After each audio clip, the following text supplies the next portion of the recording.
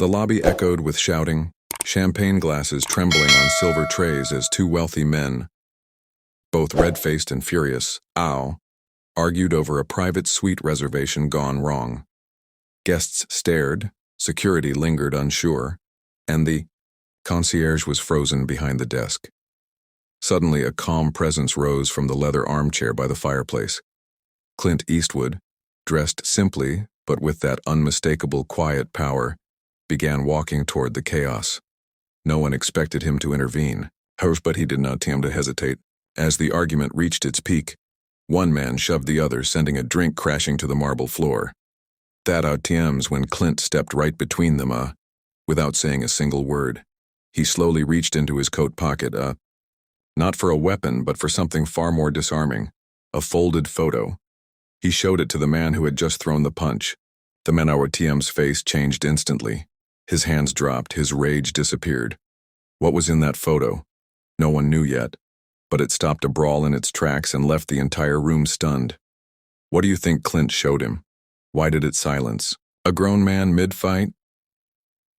The man stared at the photo, his lips parting slightly, eyes scanning it as if he were seeing a ghost. "Oh, where did you get this?" he whispered, his voice cracked with something deeper than fear. It was guilt. The second man, confused, leaned in to look, but Clint pulled the photo back, folded it, and calmly placed it in his coat again. Still silent, still calm. Then he spoke. Just 5 words. "Is this who you became?" That was it.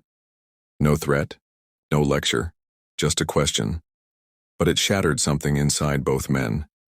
The man who started the fight backed away, lowering his head like a child caught lying. The crowd, still silent, watched as Clint placed a hand on the man ATM's shoulder.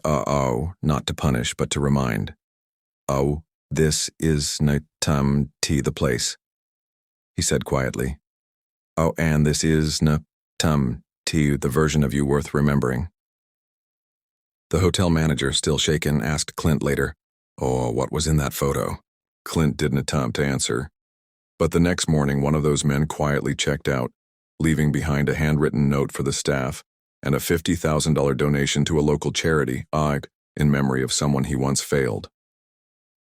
Later, that evening, word of the strange confrontation spread through the hotel like wildfire. Staff whispered, guests speculated, but no one really knew the full story. Until a bellboy who had seen everything from the hallway shared what he overheard. According to him, the man in the photo was the first guest. TTM is younger. Brother Pomberti is a veteran who had taken his own life 5 years ago after a long battle with PTSD. The two had fought before his death over money, over pride, over the very business empire that now made headlines. Clint, somehow, had known. Somehow he had found a photo of them together in uniform, smiling before everything went wrong. How he showed him who he used to be, the bellboy said. That night the man didn't know to just leave a donation. He also made a phone call, to his estranged father to apologize. And the other man? He canceled his remaining stay and quietly requested a list of local shelters to support, saying only, I need to change my circle. The following day, Clint Eastwood was already gone. No checkout scene, no press, no attention. Just an empty seat by the fireplace and a quiet staff member who said he left at dawn, tipping everyone by name.